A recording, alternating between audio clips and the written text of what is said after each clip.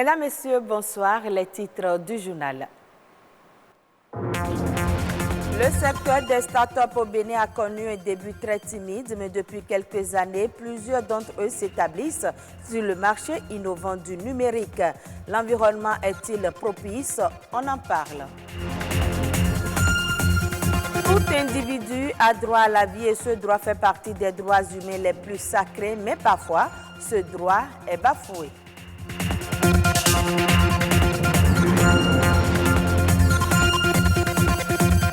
Et puis, lutte contre le VIH-Sida, les organisations non gouvernementales continuent la lutte. L'ONG La Vie Nouvelle a organisé une séance de sensibilisation à l'intention des femmes travailleuses de sexe.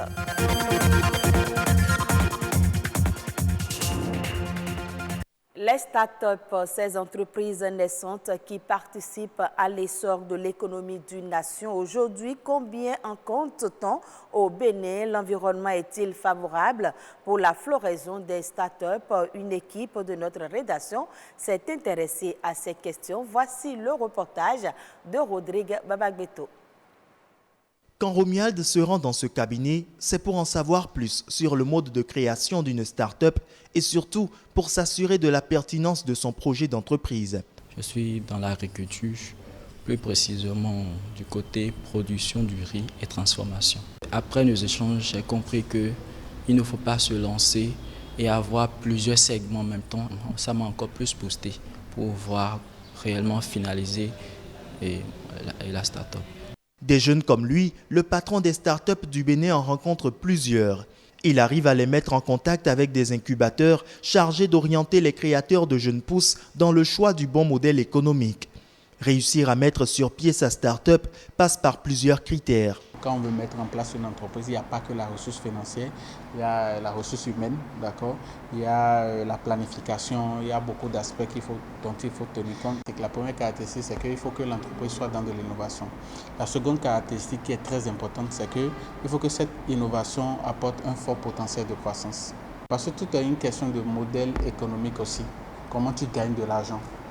Il y en a, avec leur modèle économique, ils arrivent facilement à trouver le marché. Donc eux, ils fonctionnent pour le moment très bien. Il y en a qui fonctionnent moins bien, peut-être parce qu'ils n'ont pas encore trouvé le meilleur modèle. Leur activité répond aux deux critères, sauf que le marché ne répond pas comme on l'aurait souhaité. De plus en plus de jeunes entreprises voient le jour sur le continent africain. Au Bénin, le patronat des startups est composé de 60 jeunes pousses, un nombre bien inférieur à la centaine enregistrée sur le terrain. Les chiffres pourraient bien être plus grands, seulement l'environnement semble un peu moins favorable à leur émergence. Malheureusement, jusque-là, on n'a pas encore les mesures d'accompagnement qu'il faut ou les mesures d'accompagnement que les startups ont de façon générale dans les autres pays où la chose marche un peu plus que chez nous. Mais il y a de l'espoir. Là où il y a de l'espoir, c'est que tout dernièrement, le patronat d'ailleurs a été associé à un projet de loi sur ce qu'on appelle le Bénin Startup Act. L'objectif pour le gouvernement, c'est de mettre en place un label startup. C'est-à-dire quand vous avez une idée qui est innovante, quand vous avez un fort potentiel de croissance, vous déposez un dossier et on vous octroie ce qu'on appelle le label startup. Et à partir de ce label-là, justement, il y a beaucoup d'exonérations. Le bonheur pointe-t-il donc à l'horizon pour les startups béninoises?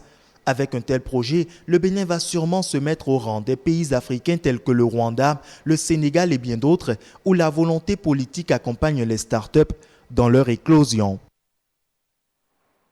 Et je l'annonçais dans les titres, le droit à la vie, l'un des droits humains les plus sacrés, mais parfois certains ont tendance à lui trouver des limites. Quelle est la portée du droit à la vie? Existe-t-il des exceptions au droit à la vie? Fidèle Kikan, président d'Amnesty Bénin, nous éclaire au micro de Stéphanie Dekpemandora. Aujourd'hui, vous ne pouvez pas jouir des droits humains si vous n'êtes pas vivant.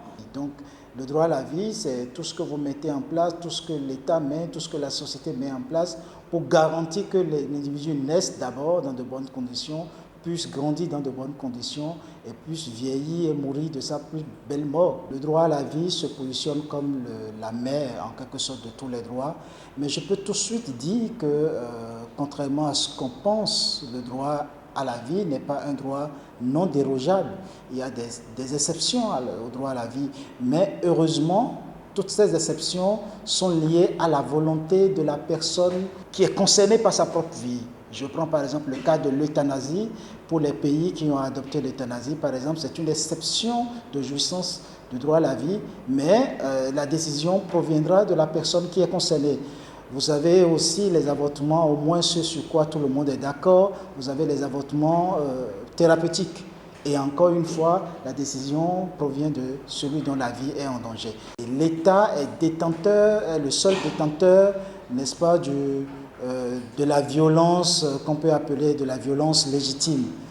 Et donc, si l'État béninois en lui-même est un État abolitionniste, il n'appartiendra pas donc aux individus, à un individu ou à un groupe d'individus, de pouvoir donner la mort, quelles que soient les raisons, quelles que soient les émotions, au coin de la rue.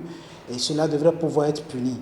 C'est vrai que dans notre arsenal juridique, on ne voit pas clairement la question de la vindicte populaire traitée. Nous continuons le plaidoyer pour qu'il y ait une loi spécifique qui traite de la question sans occulter les horreurs auxquelles nous sommes soumis, que ce soit les questions d'assassinat crapuleux, que ce soit les questions de viol suivi de meurtre et autres questions. C'est révoltant. Dans ces conditions, nous devons nous référer au système judiciaire et c'est ce qu'il faut faire, quel que soit notre désir de vengeance, car nul n'a le droit de se faire justice. En finir avec le VIH-Sida au Bénin, des organisations poursuivent le combat.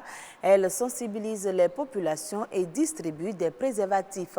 C'est le cas de l'ONG La Vie Nouvelle. Isaac Mongbo et Stanislas Linkpon l'ont surpris en pleine campagne de sensibilisation des femmes travailleuses de sexe à Djonké. Voici leur reportage. Devant ce public constitué en majorité de travailleuses de sexe, se déroule l'enseignement du port correct du préservatif masculin comme féminin. On est souvent pressé, non? Donc, si la femme ne l'oriente pas, il va passer à côté et ce que nous évitons, Le fongwe, le français et l'anglais sont les langues parlées ici pour atteindre efficacement la cible. Et tu tournes le préservatif comme ça. L'utilisation des préservatifs a diminué chez nos sœurs travailleuses de sexe. Elles sont dans la communauté, elles sont nos sœurs. Elles doivent tout faire pour que leurs droits soient respectés en matière de santé. Il suffit de presser le préservatif comme ça. Vous allez constater qu'il y a une pression dedans, qu'il y a de l'air dedans.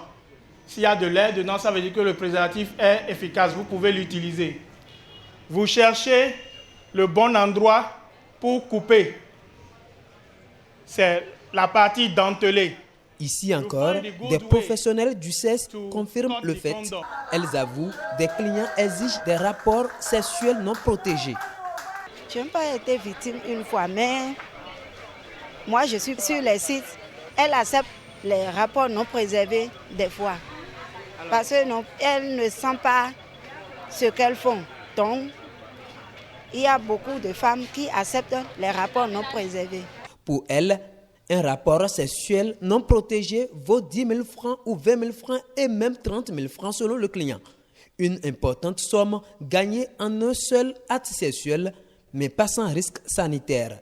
Aujourd'hui au Bénin, environ 7 travailleuses de sexe sur 10 utilisent systématiquement le préservatif. Mais il y en a 3 qui vont laisser faire, d'où le problème. Pour rappel, la prévalence du VIH, tandis que dans la population générale est autour de 1%, au niveau des travailleuses de sexe, cette prévalence est à 8,5%. Bonne nouvelle, aujourd'hui, plus besoin d'aller à l'hôpital avant de connaître son état sérologique. Ces ONG le font savoir à l'assistance. Il suffit d'enlever la tige, de le passer sur la gencive supérieure et inférieure et le foutre le mettre dans le liquide et quelques minutes, 15 minutes après, vous lisez votre résultat. Si c'est positif, vous savez. Si c'est négatif, vous le savez. Un peu avant le démarrage de cette campagne suivie de distribution de préservatifs, une scène peu ordinaire. En une fraction de seconde, les travailleuses de sexe ont vidé ces chaises. Pour cause, notre caméra gêne et il a fallu d'abord des négociations. L'Égypte vient de signer un accord de financement avec le FIDA pour le projet d'aménagement des zones désertiques.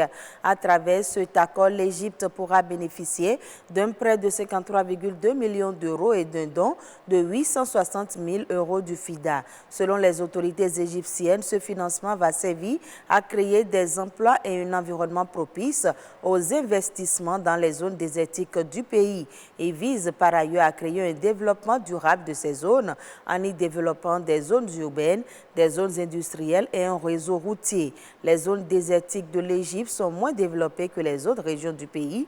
En effet, la plupart de l'activité humaine et économique se retrouvent concentrées le long du Nil, entraînant un déséquilibre au niveau des régions. En Côte d'Ivoire, le ministère des Ressources animales a saisi la semaine dernière 30 000 tonnes de produits avariés. Ces poissons avariés étaient destinés pour le marché abidjanais. Reportage. Trècheville, zone portuaire. Dans cet entrepôt, les machinistes ont reçu instruction de ne conditionner que les cartons de poissons de couleur verte. Les poissons contenus dans les cartons bleus sont avariés et font l'objet de saisie par le ministère des Ressources animales et halieutiques ce mardi. Nous avons reçu un message disant qu'il y a un camion avec un produit périmé. Depuis San Pedro, on a suivi le camion jusqu'à Abidjan et le camion a ouvert devant nous, procédé à l'inspection et effectivement nous avons vu que les produits étaient périmés puisque sur les cartons, c'est marqué octobre 2018. Et aujourd'hui, nous sommes en mars 2020. Aucune marchandise avariée ne doit être vendue sur le marché. Instruction du ministre des Ressources animales et halieutiques Moussa Dosso aux agents chargés de contrôler les produits d'origine animale. Sur le marché, il n'y a pas de produits périmés parce que nous avons saisi tout le stock. Nous rassurons la population ivoirienne qu'elle peut consommer le poisson en toute tranquillité. Les 30 000 tonnes de poissons avariés saisis seront détruits. Et ce sera tout pour ce journal. Merci à vous de l'avoir suivi. Très bonne suite de nos programmes.